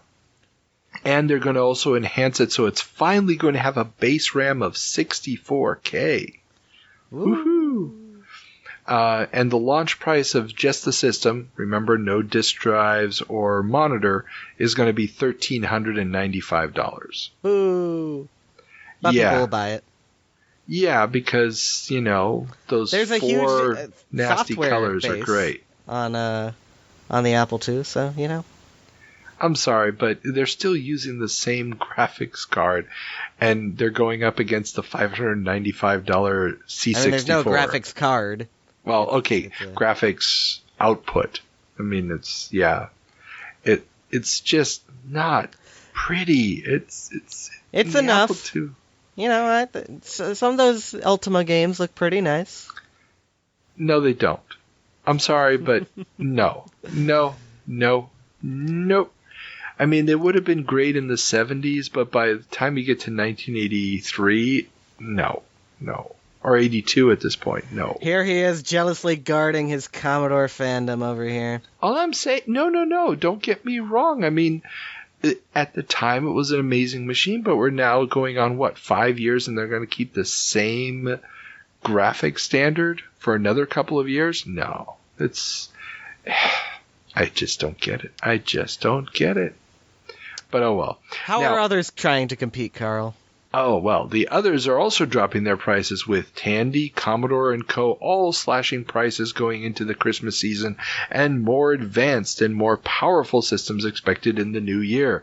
Commodore has boosted production of the VIC-20 from 40,000 to 70,000 units per month, and pushed back the Max. Max was the memory deprived version of the Commodore 64, which just got extremely limited releases and then is going to basically be wiped out completely from the roster. They should have pushed it back to never done. Well, they really thought that was going to be their way of fighting the 2600. And then they realized through the big sales of the VIC-20 that they didn't really need to go that route. That that it ever eclipsed in the amount of sales of the 2600, but that's a whole other thing. Yeah, the Max was not a great idea, and I mean, it was a complete failure in Japan too, so yeah. Exactly. I mean, there was really no reason to do it, but they thought the cartridge market was going to allow them to have a low memory computer system that could work like a console, and it just turned out that it wasn't. But yeah. Now, Compute Magazine actually has an interesting warning in their editorial this month. It says that a home computer is not a toaster, but a sophisticated piece of equipment that can educate and entertain, and, quote, those that try to sell it on price alone will suffer in the long run, end quote. Yeah. If you want to hear more, go over to They Create Worlds podcast after this. Yeah, because they're our good friends over there are running a series on the computer price wars. And, yeah. Well, I mean, the worst thing is that Commodore doesn't pay the price because of this. Commodore pays the price because... Well, no, they do pay the price because of this, because of the retailer thing. And I know you've had debates on whether or not that's really as severe as it was, but it created blockages for them when they were trying to sell the Amiga.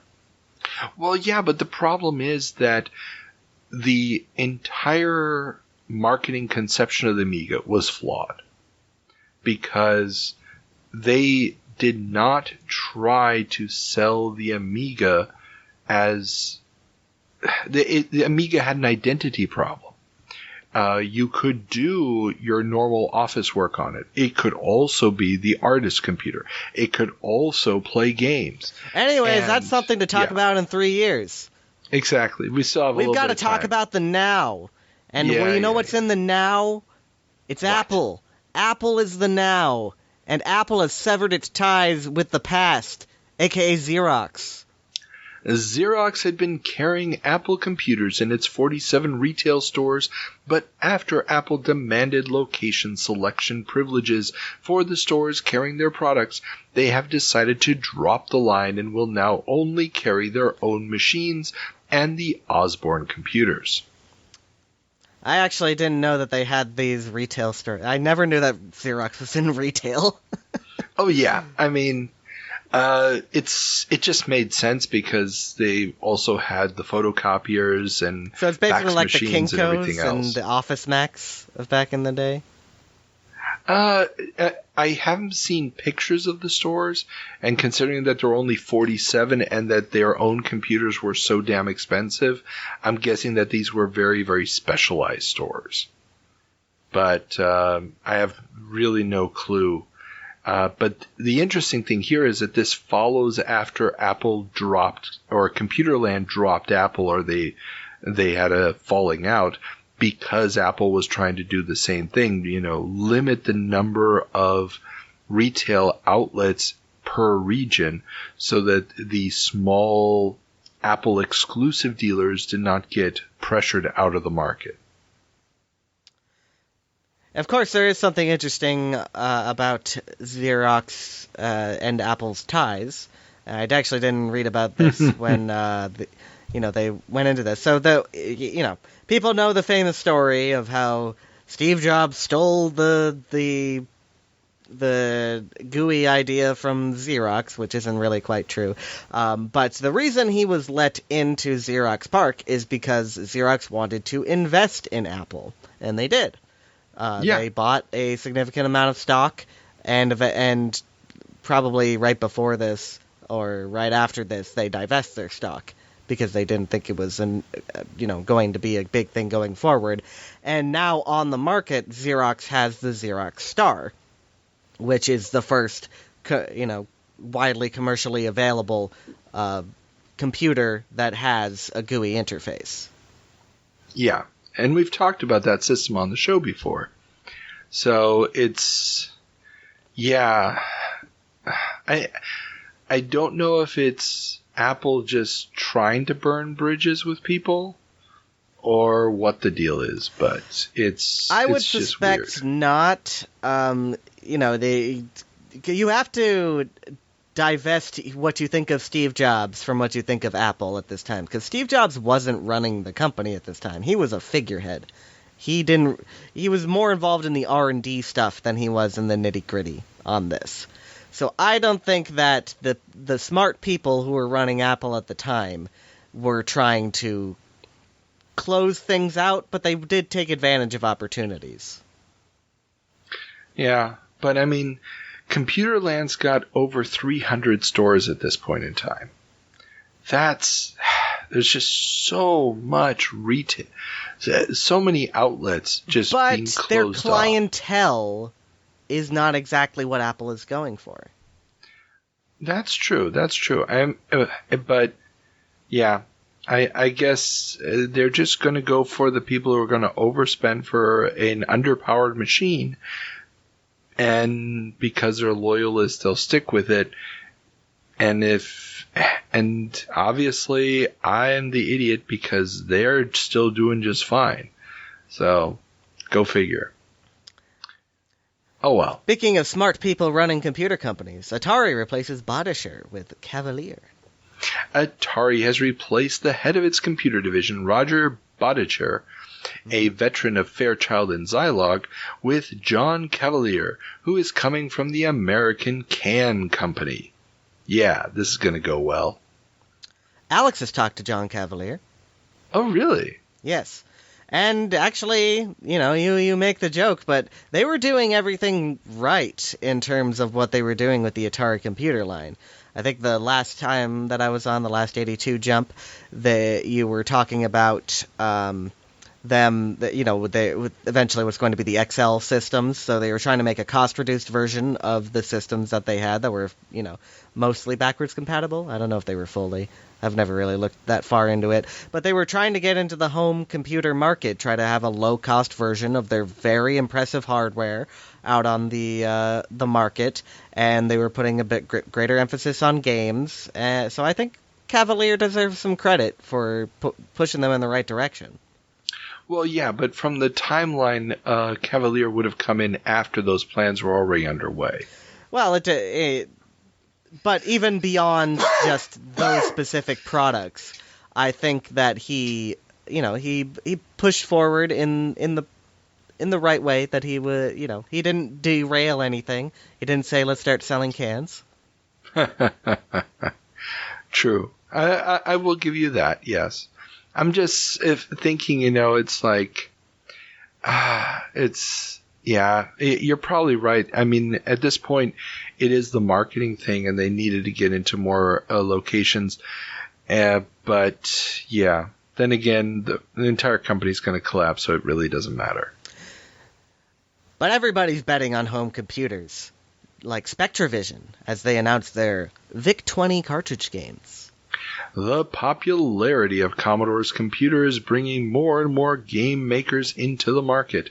I'm really mentioning them, though, because they introduced the first ergonomic joystick, the QuickShot, which will become a model for most home computer joysticks in the 80s, and they announced a game that never got released but should have, Reaganomics. I'm sure it's not the type of game that you would hope it would be. Well, no, actually, I found a old Spectravision catalog entry for it, and it's basically, the idea is start with a $4 billion surplus and end up with a $4 billion deficit. It's a very tongue-in-cheek, cut stuff out and try to make a disaster game. And on the joystick, the joystick market becomes a very, very big thing in the interim period between when video games die and come back. So, yeah, it is quite important. Though I can't necessarily say whether or not the QuickShot is really like the first good joystick or not. Yeah, I probably shouldn't use the word first, but it's the first one I've come across in all the ads. A lot of people are trying to replicate something similar to the Atari joystick. Commodore gets sued for doing that. A lot of people are doing, the little ball and stick that you expect from the arcades. But in the home setting, this one really does feel different from everything that I've seen so far. And it does look a lot like the joysticks that will be coming out after it, the Boss and so on and so forth. So if it's not the first, it's definitely going to be one of the ones that sets the new tone. And amongst their other weird little things, they also release a 2600 add-on with a membrane keyboard that allows you to program on the 2600. Obviously not super popular, but it's interesting what this company is doing. That sounds like a disaster. Let's talk about another one. Yeah. Spectrum launch is a debacle. The June launch of the Spectrum has turned into a disaster, with the first production run being much smaller than announced and buggy, requiring a reworking of the motherboard, which in turn has made third-party RAM expansions incompatible. Sinclair has tried to ameliorate the problems by offering a £10 voucher to those that pre-ordered, but there is still no sign that they will be able to truly get production up to snuff just as the C64 is launching in the UK. Clive living up to his reputation, huh? Oh, Jesus. In the biggest way, he also writes this kind of snarky letter in this month's Sinclair User, which is just like, whoa.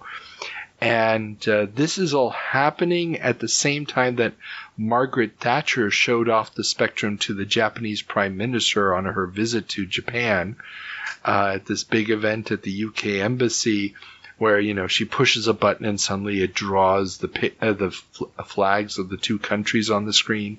And she's trying to sell this as, this is our high tech. Because I've seen the footage of her with the ZX81. No. This is actually an event with a Spectrum. They actually talk about in the article that they had to specially design this and rework it so it would work with a Japanese television set. So they had to use the NTSC J standard.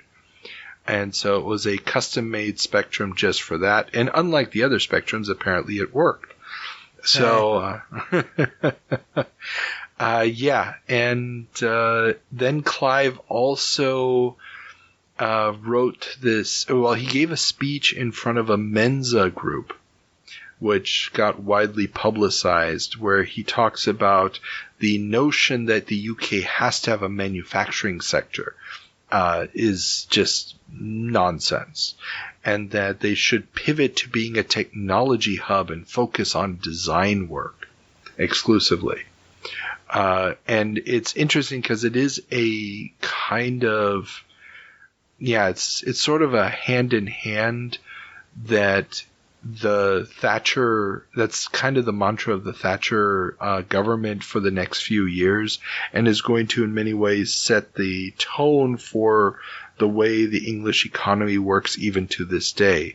This whole, let's just abandon all manufacturing and do something else attitude. So it's interesting to sort of get this, the political environment around it, and and it really explains the position of the Spectrum as sort of this national pride computer, even at this very early stage. Not all is in the bucket for Sinclair, though, because ZX81 software prices are dropping. In a move that will set standards for generations to come, the outgoing ZX81 market is seeing software publishers on a race to the bottom with their prices. Quicksilva is the first to announce price cuts, with games like Scramble and Asteroids, not official ports, dropping from £5.50 to £4.95, and Sinclair User Magazine predicts prices could drop as low as £1 or £2. That probably wouldn't really occur on a wide scale until we had the budget software. Actually, Quicksilver, this is the beginning of the budget software. Quicksilver is going to be like the first major one to go budget. And we're going to see the ZX81 software hit this, I want to say, at the latest by end of 83. We're going to be down to but 1 that's and a 2 dead pounds market, each. which is different. With that, that's going out, as opposed to the ZX Spectrum being the thing that's in and having a budget software market. The ZX Spectrum is going to have that by 85. By 85, it's you're established going to have it. Mostly in 84. Yeah, but it was still the predominant system in the region. Oh, well, yeah, it's going to be the predominant system until at least 88, 89. But there is still some things to come for the ZX81 software market, for Hewson launches a ZX81 flight sim? Yes, Hewson Consultants Limited, the company that would make a name for itself throughout the 80s, has announced 2 new titles for the 16K ZX81, Puckman, a Pac-Man clone, and Pilot, an instrument-based flight sim. While not their first game, that was a Space Invaders clone in 81. This is the start of their regular publishing activity, which will last until 1991, when they will be replaced by 21st Century Entertainment. I vaguely heard of Hewson in some other things before. Yeah, very big company back in the day. They published stuff like Iridium, Paradroid, Stormlord.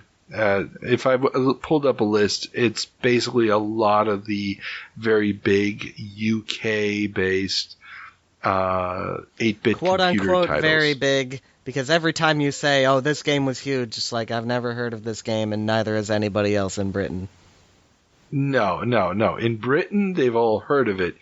You are the weird exception who hasn't really gotten out of his own shores.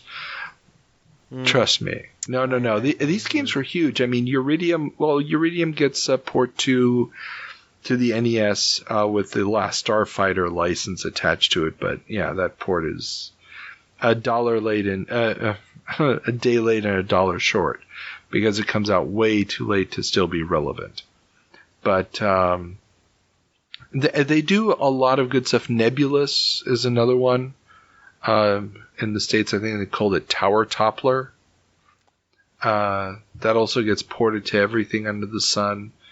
And 21st Century Entertainment goes on. They're the ones who basically published the first games from, what are they called? Guys who would do the Battlefield games later on. DICE, thank you. Yeah. DICE's first games, Pinball Dreams and Pinball Fantasies. So they published them. And 21st Century Entertainment is still around today. They still do some publishing. Wow, they made it to the 21st century. They made it to the 21st century. But it's the same exact company, actually. It's the same people. I don't remember what the reasons were why Hewson had to go and 21st Century had to take over, but there was some issue there. And yeah. So, oh well. So all right, one last story on Europe. Computers adapt to reduce stress. Studies are beginning to show that workers who use computer terminals are more likely to experience work stress, and trade unions in Europe are beginning to fight back. In Germany, new standards for the layout of keyboards are being introduced that limit the distance between function keys and regular keys, as well as the color coding of keys on keyboards to not create stark contrasts. These changes are already beginning to be implemented. Leave it to Germany to go all psychological on tech. It's quality of life of the workers. So this is, as far as I can tell, this is the beginning of, for example, where the location of the F keys being a relatively short distance from the number keys, and the fact that you get keyboards that are basically just one color, as opposed to a lot of the keyboards on custom-made systems would have certain keys in different colors.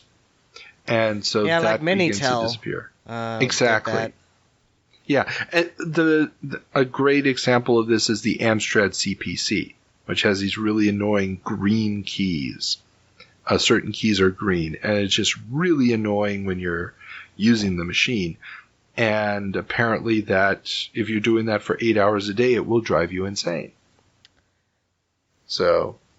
Well, you're a particular type of typist, and now we're going into the publishing section, where it's all about the typists. There you go. Soft Side Editorial discusses the future of computing as a field of study. It can never happen. Friend of the show, Randy Kotwitz's editorial in this month's Soft Side is again way ahead of the curve. He talks about how he has been asked many times by parents how to convince their kids to study quote-unquote computers.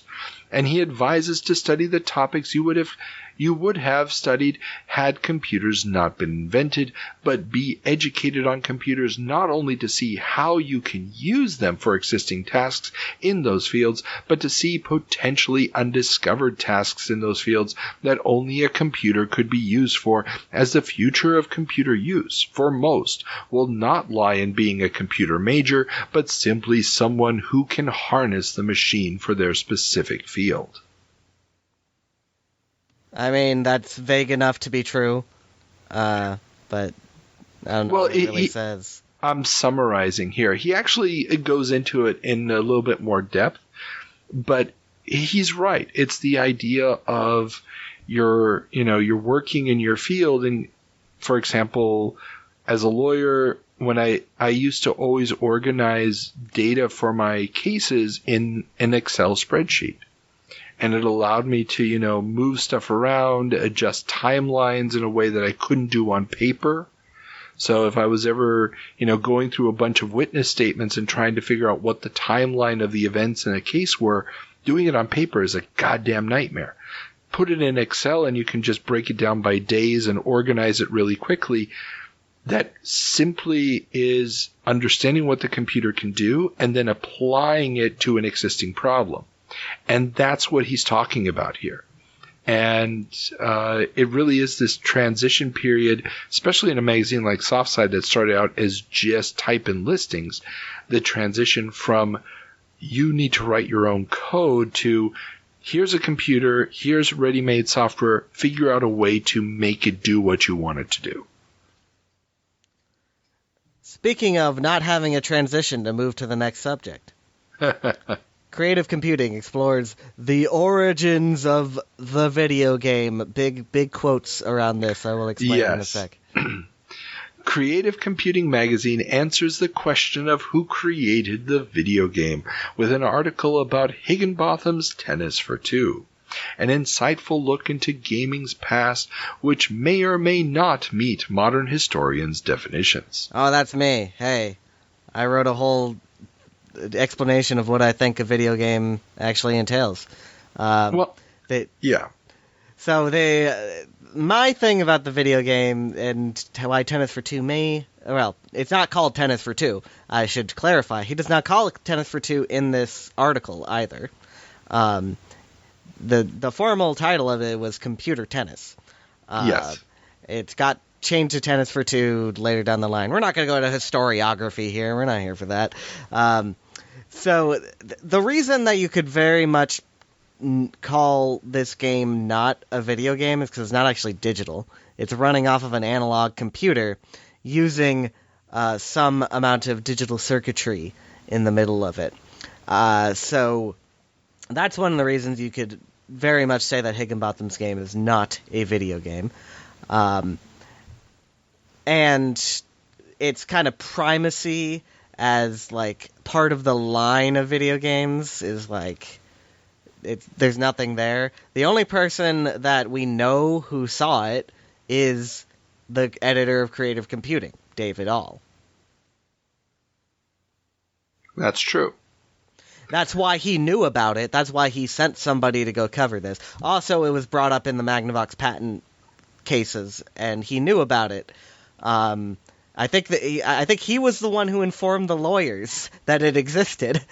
So I think that's his recollection. Higginbotham's game is a very isolated example of what you might call a video game, but you might not call it that. Yeah, and this is why. I mean, it's interesting to see this early in the, if you will, history of the industry, that they're already talking about these past events. And it's also, especially because of that direct connection with David All, that you see how important these personal recollections are in even beginning to piece it together. Because if he didn't have this personal recollection and this article had not been written, how much of this would have sifted down to us over the years is very, very difficult to say. You should go read the article, too. It's actually pretty interesting. It doesn't really go a lot into the facts and details of that. It's more about, like, Brookhaven itself, which is still an interesting subject. Yeah. And the link to it is in the show notes, so everybody can go check it out. The scans of Creative Computing are up on archive.org. And I'm just going to plug it right here because I've been financially helping out at Archive for years. And everybody else, if you are interested at all in the history of computing, you can donate whatever you can.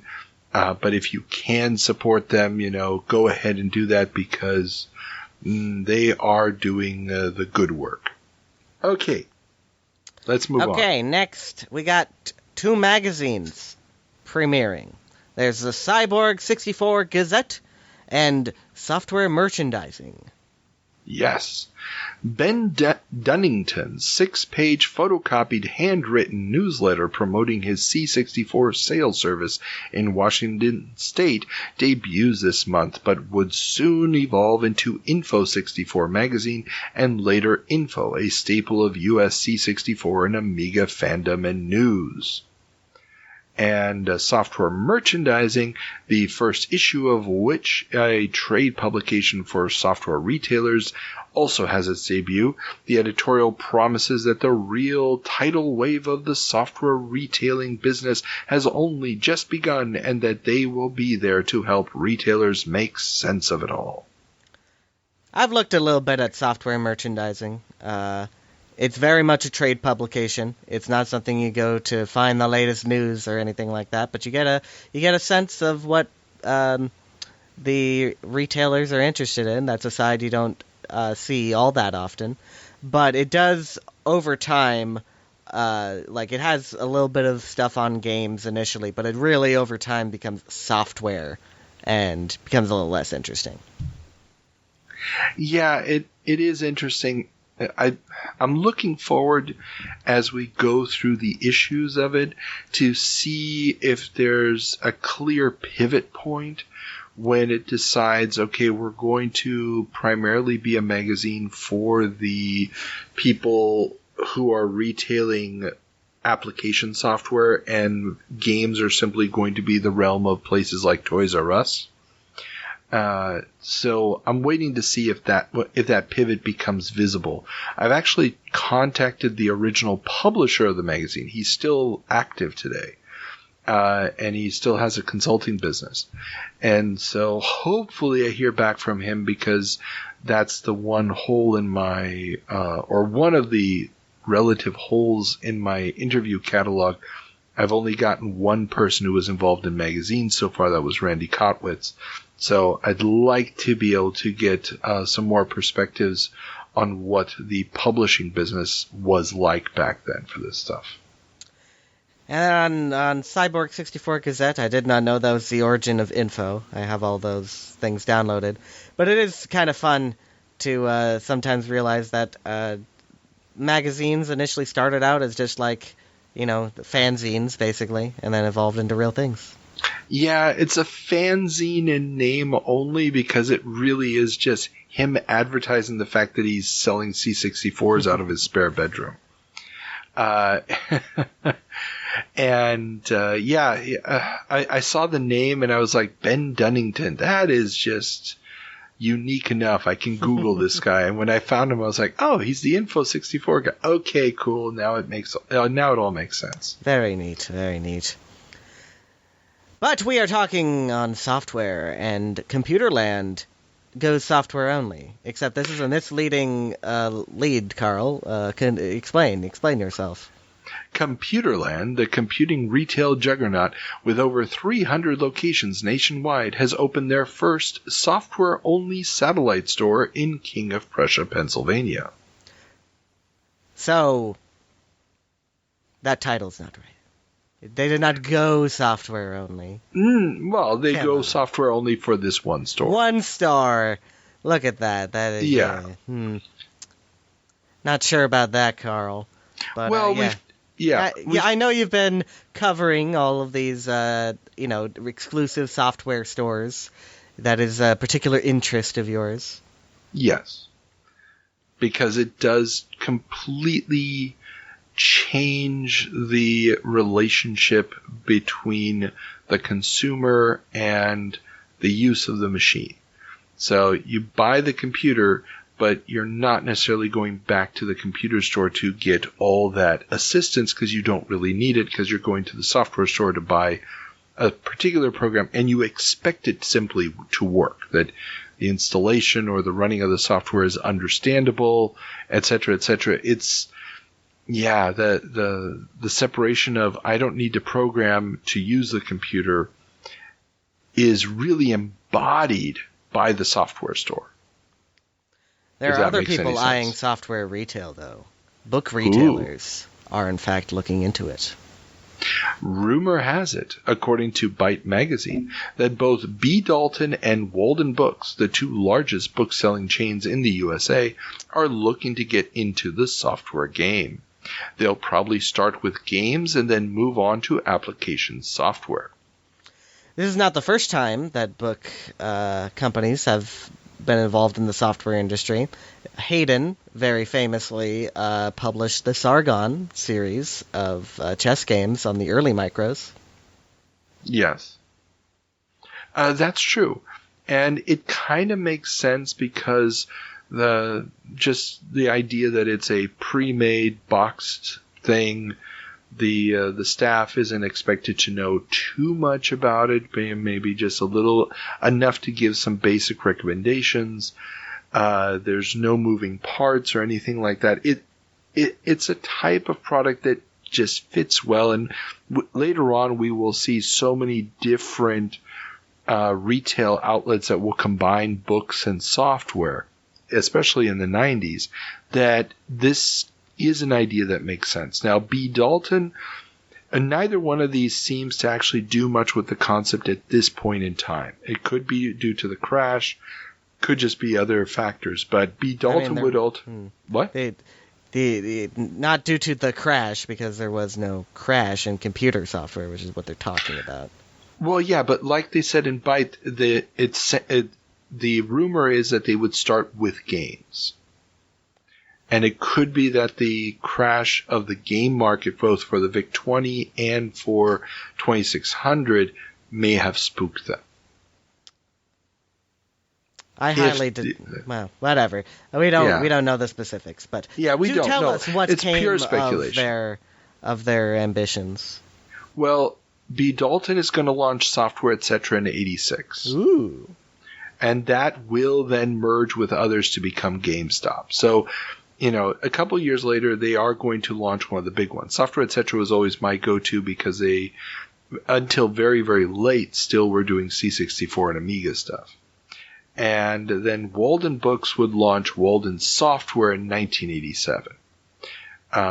And Walden Software is going to be around for a little bit, not going to be as big as Software Etc. ever got. Okay, now we move on to the part where Carl gets to talk about things that don't matter but matter to him for some reason. Atari Force takes to comics. In the distant future of 2005, the most advanced minds work at the Atari labs developing new technologies, or so proclaims the first Atari Force comic that is being bundled with VCS titles such as Defender. That sure is the thing that happened for promotion. Good job, Carl. It happened for promotion. Again, put it into the context of other media properties at the time. If you look at things like what Marvel was doing with Micronauts and G.I. Joe, using comics as a promotional tool to increase the size of the market, the visibility of the product, it's interesting that they're going with, Atari Force as opposed to, individual titles. Is it interesting? Audience, is this interesting? Yes, it is. It's fascinating. I know you're trying to dismiss anything that isn't happening inside the companies, but everything that's happening outside is important, because as soon as the retailers have an option of something else they can carry, they're going to drop video games like a hot potato. So setting up the media landscape of the Crash and the competitor products of the Crash is just as important as understanding the Crash itself. Well, here's something a million times more interesting. TV viewers go to the Starcade. The first 3 pilot episodes of a new game show, Starcade, have been filmed with host Alex Trebek. The show will feature competitions between contestants battling for high scores on the latest coin-op hits. Trebek was used in a lot of pilots for things. Yeah. I forget who the guy is that eventually takes over for this. It's not Trebek, yeah. But the Starcade is actually kind of interesting. They had to do, a whole lot of deals with the companies in the coin-op industry. The person who wrote the theme song for it was actually a coin-op executive at the time. Really? Ed Anderson. He was a musician first, and then he got in through a very circuitous route. That's a whole thing. Fortunately, he's dead. You can't talk to him. The Starcade, was very much a wish fulfillment kind of thing of like seeing people compete on video games for prizes, and sets the ground for stuff like Nick Arcade later. Yeah, and it's very much a product of its time. I mean, the game show format as it was back then, Price is Right and stuff like that, very, very big genre, and it just makes sense. I mean, that's what this is all about. It's about getting the high score, blah, blah, blah, blah, blah. So it should have been a shoe-in that could have gone on for a much longer time, but it's going to last a couple seasons, I think, and that's it. Yeah, I mean, it is probably, if you want to understand the whole high score thing, I think it is probably the most visible thing that you can point to in this time period to really get what it was about, why kids were excited about this sort of stuff. That's true. That is a good way of looking at it. And one last bit of wish fulfillment, Starfighter to make video game dreams a silver screen reality. He spelled silver screen as a single word, ladies and gentlemen. Yeah, who cares? It's the notes. A new movie, Starfighter, will be the story of a young man enlisted by an alien army based on their amazing abilities playing video games, giving arcade game addicts everywhere the hope that they aren't just wasting all their lunch money. This is obviously the last Starfighter. It's going to get renamed before it launches. And, I remember seeing this in the movie theater as a kid, and it was quite spectacular. I enjoyed it. Oh. I've not seen it, so I can't make any judgment on this. I've seen some clips, but I do know that the major game that is used in it is basically modeled after Exidy's Starfire.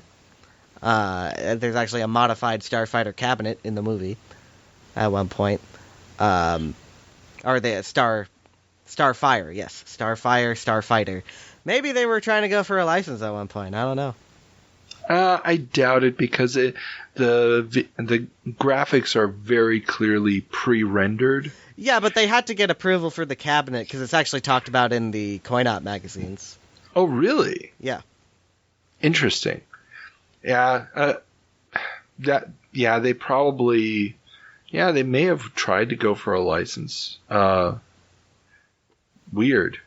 Yeah, but whatever the case may be, the movie's big claim to fame is that it uses CGI for all the ship battles, and that makes those battles much more dynamic than the Star Wars ones. But it's very early. It's kind of weak, and there are certain elements of the plot that just. Yeah, they're very kid-friendly. It's a difficult movie to go back to as an adult, even though the themes and concepts are very, very good. But there's a lot of elements of the plot, or at least the staging of the plot, that don't quite function for an adult audience nowadays. Is how it is. The 80s were a complicated time, and the only wish fulfillment that I care for is Back to the Future. So you want to make out with your mom. That's your wish fulfillment. You know, Carl, we're at the end of the show. So you're not going to answer that. That says more than it needs to. So what would you say is the word of the episode? Please not be incest. Please not be incest. No. Interchangeable. Interchangeable. Me, my dad, interchangeable. I like it. Okay. You read all that you want to into it. I can't stop you. I really can't. If I could, oh man, how you would have by now, yeah. Okay, yeah, that was October of 1982. Thanks for coming down the pipe with us. Yeah, this was fun. Everybody remember the show notes have all the links to all the fun stuff. If you have any questions, send us an email, send us, comments, subscribe, thumbs up, whatever. We're also on YouTube. And where can they find more about your fine work, Sir Ethan? At GameResearch_E on the Twitter. Excellent. The historyofhowweplay.wordpress.com. And at Gaming Alexandria. Perfect. In that case, then, I will say adieu. Bye!